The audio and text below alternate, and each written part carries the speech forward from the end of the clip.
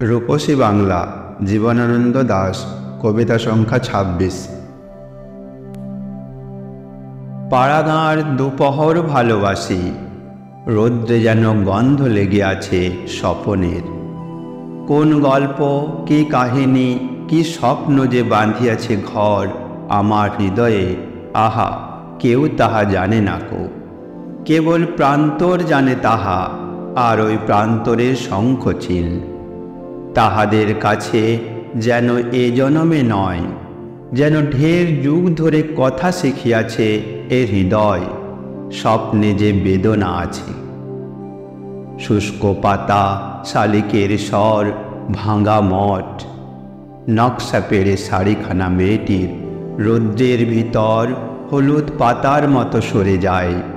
জল সিঁড়িটির পাশে ঘাসে শাখাগুলো নুয়ে আছে বহুদিন ছন্দহীন বুনো চাল তার। জলে তার মুখখানা দেখা যায়, ডিঙিও ভাসিছে কার জলে।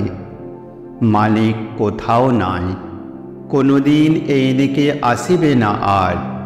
ঝাঁঝরা ফোপরা আহা ডিঙিটিরে বেঁধে রেখে গিয়েছে হিজলে।